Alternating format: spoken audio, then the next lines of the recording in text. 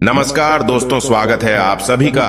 सच्ची श्रद्धा से कमेंट में जरूर लिखे हर हर महादेव, राधे राधे। दोस्तों, आज की जो कहानी है वो बहुत ही ज्ञानवर्धक और बहुत ही मोटिवेशनल है।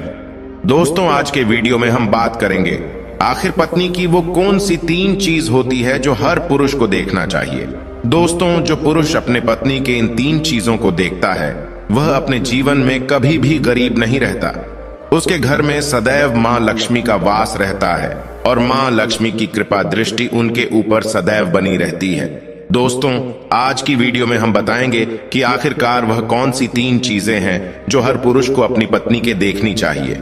दोस्तों, उससे पहले आप सभी से निवेदन है, यदि चैनल पर आप लोग नए हैं या चैनल पर पहली बार आए हैं तो कृपया करके चैनल को सब्सक्राइब कर लें, क्योंकि हम अपने चैनल पर रोजाना ऐसे ही ज्ञानवर्धक और मोटिवेशनल वीडियो अपलोड करते रहते हैं। चलिए तो दोस्तों, शुरू करते हैं आज की इस प्यारी सी वीडियो और इस प्यारी सी कहानी से। जानते हैं कि पत्नी की वह कौन सी 3 चीज है जो हर पुरुष को अपनी पत्नी की देखनी चाहिए। दोस्तों, एक बार की बात है, किसी गांव में एक आदमी रहा करता था।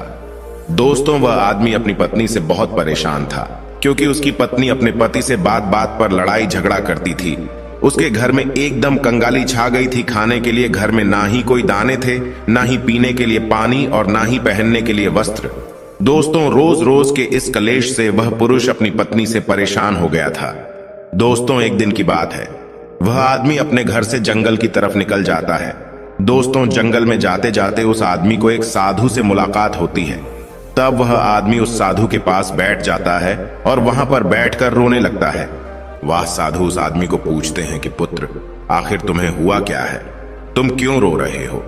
तब वह आदमी उस साधु को बताता है कि महाराज, मेरे घर में मेरे पत्नी और मेरे 2 छोटे छोटे बच्चे हैं।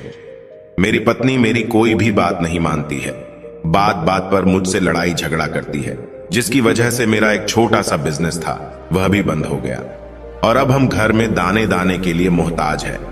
हमारे घर में खाने के लिए कुछ भी नहीं है, पीने के लिए पानी नहीं है और पहनने के लिए वस्त्र नहीं है। लेकिन मैं अपनी पत्नी को समझाता हूं कि लड़ाई झगड़े ना करें। इसके बावजूद भी वह घर में रोज लड़ाई झगड़ा करती है। इस वजह से मैं बहुत दुखी हूं और बहुत परेशान हूं, इसलिए मैं घर छोड़कर आपकी शरण में आया हूं। दोस्तों, वह साधु महाराज उस आदमी को बोलते हैं कि पुत्र, तुम रो मत। आज मैं तुम्हें ऐसे 3 चीज बताने जा रहा हूं जो पुरुष अपनी पत्नी की 3 चीजों को देखता है। वह पुरुष अपने जीवन में कभी भी गरीब नहीं रहता है और ना ही उसके घर में कभी लड़ाई झगड़े होते हैं और उसके बिजनेस में तरक्की होती है। दोस्तों, तो वह साधु महाराज उस आदमी को बताते हैं कि मैं तुम्हें जो बातें बताने जा रहा हूं उन 3 चीजों को गांठ बांध लो। तब वह आदमी उस साधु महाराज की बातें बहुत गौर से सुनता है और साधु महाराज से बोलता है कि प्रभु, आप मुझे जल्द से जल्द बताइए वह कौन से 3 चीज है जो हर पुरुष को अपने पत्नी की देखनी चाहिए। दोस्तों, तब वह साधु महाराज उस आदमी को एक कहानी सुनाते हैं। तो चलिए दोस्तों, गुरुजी से ही सुनते हैं इस कहानी के बारे में। दोस्तों, किसी नगर में एक सेठ रहा करता था। उस सेठ का बहुत बड़ा व्यापार था। उसके घर में सेठ और उसकी पत्नी रहा करते थे। उस सेठ और सेठानी में आपस में बहुत प्रेम था। उनके घर में कभी भी लड़ाई झगड़ा, किसी प्रकार का कोई अंधा क्लेश नहीं होता था। इसलिए उसके घर में सदैव मां लक्ष्मी का वास रहता था और उनके बिजनेस में दिन दुगनी रात चौगुनी तरक्की होती थी। उन सेठ सेठानी में इतना प्रेम था कि आसपास के लोग उनके इस प्रेम को देखकर जल जाया करते थे। दोस्तों, सेठ और सेठानी के इस प्रेम की मिसाल हर गांव वाले देते थे। ऐसे कर करके उस सेठ और सेठानी की बात उस गांव की राजा तक भी पहुंच जाती है। दोस्तों, जब सेठ सेठानी की बात उस राजा के पास पहुंचती है तो वह राजा भी उनके प्रेम की मिसाल की तारीफ करते हैं और कहते हैं, हमारे गांव में एक पुरुष और स्त्री ऐसे भी है जिनके घर में कभी भी लड़ाई झगड़ा नहीं होते हैं। उन दोनों में आपस में इतना प्रेम है कि जितना मैं आज तक अपनी जिंदगी में कभी भी नहीं देखा। दोस्तों, एक बार की बात है, वह राजा पूरे नगर में ढिंढोरा पिटवाते हैं और कहते, इस राज्य में जितने भी लोग हैं वो सभी लोग अपने अपने घर में दिया जलाकर रखेंगे। तब राजा की रानी अपने राजा से पूछते हैं कि महाराज, आखिरकार आप सभी के घर में दिया क्यों जलवा रहे हैं। राजा रानी की बात सुनकर रानी को बोलते हैं कि दीपक प्रेम की निशानी होती है। जिसके घर में दीपक जलता है उसके घर में सदैव ही प्रेम बना रहता है और मैं चाहता हूं कि जो प्रेम सेठ और सेठानी के बीच में है वही प्रेम हमारे इस नगर में, हमारे इस राज्य में हर पति और पत्नी के बीच में हो। इसलिए मैं हर घर में दीपक जलाना चाहता हूँ। दोस्तों, राजा की सैनिक पूरे नगर में ढिंढोरा पीटते हैं और बोलते हैं सभी के घर में दीपक रात भर जलना चाहिए। दोस्तों, राजा की बात मानकर सभी नगरवासी अपने अपने घर में दिया जलाते हैं, लेकिन जैसे ही आधी रात होती है सभी के घर के दीपक बुझ जाते हैं। लेकिन उस सेठ और सेठानी के घर की दीपक कभी भी नहीं बुझती है, क्योंकि दोस्तों दीपक प्रेम की निशानी होती है। और जो सेठानी थी वह अपने घर की दीपक को सदैव जलाए रखती थी, जिससे सेठ और सेठानी का प्रेम बरकरार रहे। लेकिन दोस्तों, जो सेठानी थी वह अपनी मनमानी काम करती थी। उसका जो मन करता था वह वही काम करती थी। लेकिन सेठ को इस बात से कभी भी कोई दिक्कत नहीं होती थी, क्योंकि सेठ बहुत समझदार था। वह सोचता था कि यदि मैं अपनी पत्नी को रोक टोक करूंगा तो घर में बेवजह ही लड़ाई झगड़ा होंगे। दोस्तों, इसीलिए सेठ सेठानी की कई चीजों को और कई बातों को अनदेखा करता था। वह सेठ इसलिए अनदेखा करता था ताकि पति पत्नी में वह प्रेम और व्यवहार बना रहे। एक दिन की बात है दोस्तों, राजा और रानी अपने छत के ऊपर खड़े होकर अपने नगर का नजारा देख रहे थे। और वह राजा और रानी देखते हैं कि उनके पूरे राज्य में अंधेरा था, लेकिन सिर्फ एक सेठ और सेठानी का ही गांव का घर था जहां दीपक जल रहा था।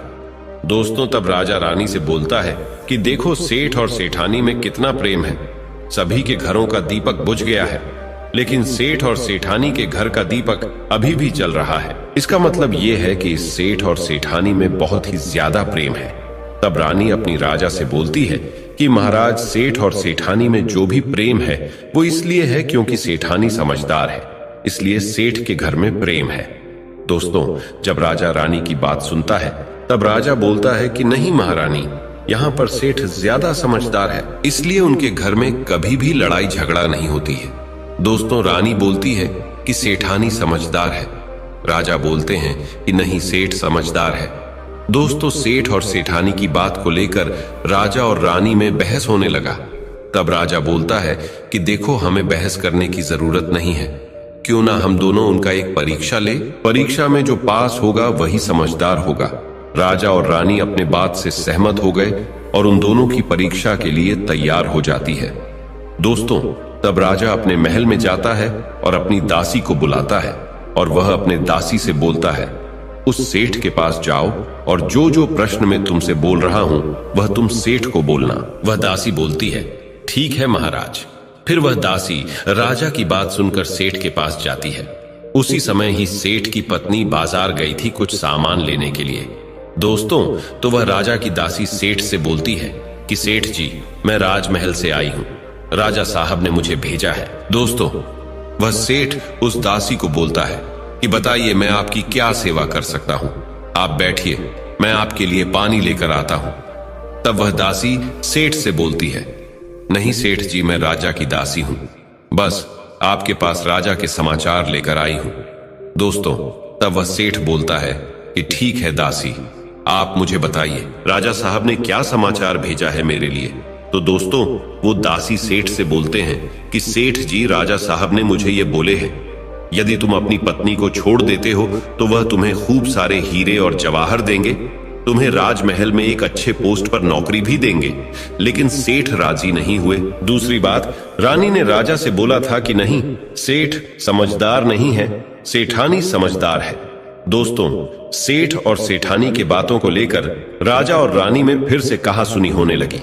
तब रानी राजा से बोलती है कि तुमने सेठ की परीक्षा ली है, मैं भी सेठानी की परीक्षा लेना चाहती हूँ। तब इससे बात क्लियर हो जाएगा कि सेठ और सेठानी में कौन ज्यादा समझदार है। तो वह राजा रानी को आदेश देता है कि प्रिय, तुम भी एक बार सेठानी की परीक्षा ले लो। तब रानी अपने राजमहल से एक दास को उस सेठानी के पास भेज दिया और अपने दास से बोलती है कि जो मैं तुम्हें बोल रही हूं ये सारी चीजें जाकर उस सेठानी को बोलना। तब राजा का दास उस सेठानी के पास जाता है। इधर से सेठ अपने काम के सिलसिले में कहीं बाहर गया हुआ था, घर पर सेठानी ही अकेली थी। दोस्तों, दास मौका देखकर उस सेठानी के पास पहुंचता है और सेठानी से बोलता है कि सेठानी जी, मैं राजमहल से आया हूं, मुझे रानी साहिबा ने भेजा है। दोस्तों, तब वह सेठनी बोलती है, ठीक है बताइए इसलिए तुम्हें रानी साहब मेरे पास भेजा है। दोस्तों, तब वह दास सेठानी से बोलता है कि रानी साहिबा ने बोला है कि यदि तुम अपने पति को छोड़ दोगी तो वह बहुत सारे हीरे जवाहरात देंगे, और अगर तुम अपने पति को मार दोगी तो वह तुम्हें अपने राज्य का आधा हिस्सा दे देंगे। दोस्तों, दास की बात सुनकर सेठानी तैयार हो जाती है और कहती है, ठीक है, यदि रानी साहिबा अपने राज्य की आधा हिस्सा मुझे देंगी तो मैं अपने पति को मार दूंगी। दोस्तों, तब उस राजा का दास उस सेठानी से बोलता है कि मुझे कैसे पता चलेगा कि तुमने सेठ जी को मार दिया है। दोस्तों, तब सेठानी राजा के दास से बोलती है कि मेरे घर में जो दीपक जल रहा है वह तुम्हें दिख रहा है। तब दास बोला, हाँ दिख रहा है। तब सेठानी उस राजा के दास से बोलती है कि जब मैं अपने पति को मार दूंगी तो मैं यह दिया बुझा दूंगी तो तुम्हें पता चल जाएगा कि मैं अपने पति को मार दिया है। अब वह दास सेठानी की बात सुनकर राजमहल को वापस लौट जाता है और राजा और रानी से ये सारी बात बताता है। सेठानी की बात सुनकर रानी बहुत अचंभित हो जाती है और रानी को स्त्री जाति से नफरत होने लगती है। दोस्तों, तब वह राजा अपने सारे दास दासियों के साथ सारे सैनिकों को बुलाता है और बोलता है, देखो, मैं यह नहीं चाहता हूं कि राजा और रानी की वजह से किसी निर्दोष की जान जाए। तुम ऐसा करो, उस सेठानी के घर जाओ और उस सेठ को सारी बातें बता दो और उस सेठ को बचा लो। दोस्तों, इधर दास और दासी सेठानी के घर पर जाते हैं और सोचते हैं कि सेठानी तो सेठ को रात में मारेगी और दिया भी बुझाएगी। इससे पहले ही हम सेठानी के घर में हमला बोल देते हैं। दोस्तों, इधर रात भी नहीं हुई थी, शाम का समय था और जैसे ही राजा के सैनिक सेठानी के घर पर धावा बोलते हैं तो देखते हैं कि सेठ पहले से ही मरा हुआ है।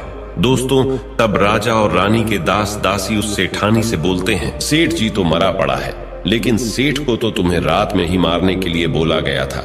दोस्तों, तब वह सेठनी उस दास और दासी से बोलती है कि सेठ को तो मुझे मारना ही था, रात में तो मुझे दिया बुझाना था, इसलिए सेठ को तो मैंने दिन में ही जहर देकर मार दिया है। अब मेरा काम है सिर्फ दिया बुझने का। दोस्तों, वह सैनिक उल्टे पांव उस सेठ के घर से राजा के दरबार में भागे जाते हैं और राजा को सारी बातें बताते हैं।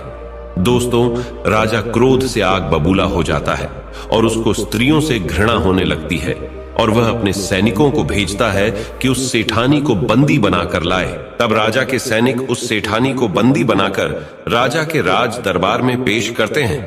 दोस्तों, तब वह राजा उस सेठानी को कारावास में डलवा देता है और वह राजा समस्त स्त्री जाति से नफरत करने लगता है। दोस्तों, वह साधु इस कहानी को गांव के उस आदमी को सुनाता है। तब साधु उस आदमी से बोलता है, अब तुम्हें समझ में आ गया होगा कि स्त्री की वह कौन सी 3 चीजें हैं जो हर कोई पुरुष को देखना चाहिए। वह आदमी साधु से बोलता है कि महाराज, मुझे अभी भी समझ में नहीं आया, स्त्री की वह कौन सी 3 चीजें हैं जो हर पुरुष को देखना चाहिए। दोस्तों, तब वह साधु उस आदमी को बताते हैं कि हर पुरुष को अपने स्त्री के सबसे पहली चीज यह देखनी चाहिए कि वह कहां पर आ जा रही है।